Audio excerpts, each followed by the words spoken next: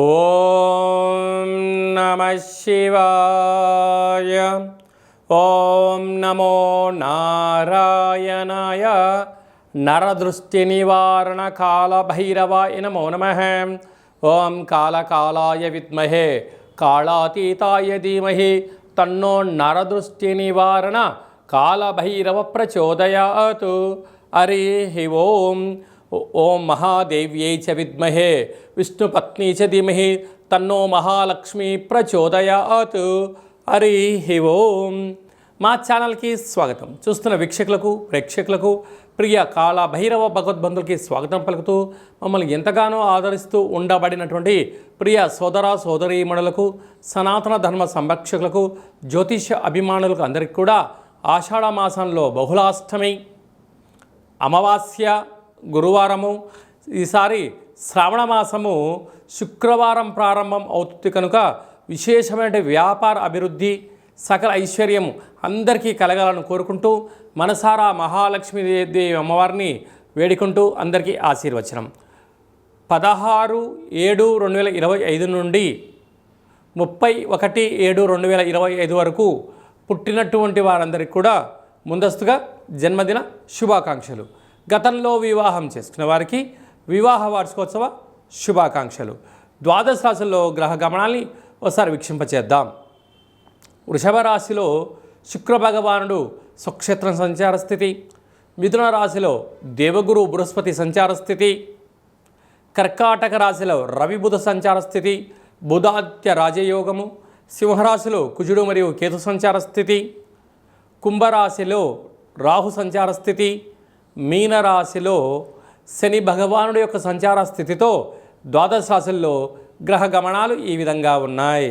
మిథున రాశి వారికి ఆషాఢమాస బహుళాష్టమి అమావాస్య గురు పుష్యార్క యోగ సందర్భంగా శ్రావణమాస సందర్భంగా అమ్మవారిని స్మరించడం ధ్యానించడం వలన ఎలాంటి యోగం ఐశ్వర్యం మీ సొంతం అవుతుందో ఈ వీడియోలో తెలుసుకుందాం. ఈ మిథున రాశిలో ఏ నక్షత్రాలు వస్తాయిగా మృగశిర నక్షత్రంలోని 3వ పాదం 4వ పాదం, ఆరుద్ర నక్షత్రంలోని 4 పాదాలు, పునర్వసు నక్షత్రంలోని 1, 2, 3 పాదములు కలిపితే మిథున రాశి అవ్వడం జరుగుతుంది. రాశాధిపతి బుధ భగవానుడు. రాశిలోని గురు సంచార స్థితి ఉండడం వలన ఆధ్యాత్మిక చింతన, తీర్థయాత్రలు, నదీ స్నానాలు, పుష్కర స్నానాలు, సత్ప్రవర్తన, ఆరోగ్యాన్ని కాపాడుకునే మానవ ప్రయత్నం మీరు చేయగలిగినట్లయితే ఐశ్వర్యం ఆనందం మిథున రాశి వారి సొంతం అవుతుంది. 2వ స్థానంలో బుధాదిత్య రాజయోగము. ప్రమోషన్సు, ట్రాన్స్ఫర్సు, ప్రభుత్వపు ఉద్యోగాలు, ప్రభుత్వ అధికారులతో రాజసన్మానాలు, గౌరవమైన జీవితాన్ని పొందబోతున్నారు. తృతీయంలో కుజుడు కేతు సంచార స్థితి ఉండడం వలన అలాగా తల్లిదండ్రుల నుంచి వచ్చేటువంటి మీకు సంక్రమించేటువంటి స్థిర చరాస్తులు, పూర్వీకుల ఆస్తి మీకు బ్రహ్మజ్ఞానం ద్వారా అంటే మీ సత్ప్రవర్తన వలన అన్నదమ్ములతో అక్కాచెల్లెలతో సఖ్యతగా ఉండడం వలన ఐశ్వర్యము ఆనందము మీ యొక్క మిథున రాశి వారి సొంతం అవుతుందని చెప్పి గమనించాలి. భాగ్యస్థానంలో రాహు సంచార స్థితి ఉండడం వలన ప్రేమికులు చాలా జాగ్రత్తగా ఉండాలి. భార్యాభర్తలు ఒకరిపైన ఒకరు ప్రేమానురాగాలుగా ఉండే ప్రయత్నం చేయండి. అపవాదాలకు తావివద్దు. వేరేవారు ఏదో చెప్పారని చెప్పి మీ ఇద్దరి మధ్యలో గొడవలకు దూరంగా ఉంటూ మౌనంగా ఉంటూ ఒకరిని ఒకరు ఇచ్చిపుచ్చుకునేటువంటి జీవన విధానాన్ని మీరు ఏర్పాటు చేసుకోగలిగితే మంచి జీవితము మిథున రాశి వారి సొంతం అవుతుంది. అలాగనే రాజ్యస్థానంలో శని భగవానుడు ఉండడం వలన మీరు నీటి వ్యాపారస్తులు కానీ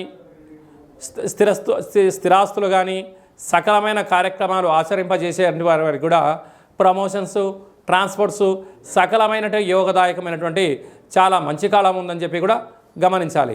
అలాగే మిథున రాశి వారికి ఈ యొక్క అష్టమి గురువారము పునర్వసు పుష్యమి నక్షత్ర సందర్భంగా గురు పుష్యార్క యోగము సందర్భంగా వీలైనంత వరకు తెల్ల జిల్లెడు వృక్షం దగ్గర ఒక 18 ప్రదక్షిణాలు చేయడం, అలాగా పసుపు రంగు కలిగినటువంటి ఒత్తులతో దీపాన్ని ఏర్పాటు చేయడం, విశేషమైనటువంటి శక్తి కలిగినట్లయితే ఆ యొక్క తెల్ల జిల్లెడు యొక్క వినాయకుడి యొక్క రూపాన్ని తీసుకొని వచ్చి ఇంట్లో మీరు పూజ చేసుకున్నట్లయితే విపరీతమైన బుద్ధి, జ్ఞానము, ఐశ్వర్యము, ఆనందము మిథున రాశి వారి సొంతం అవుతుంది.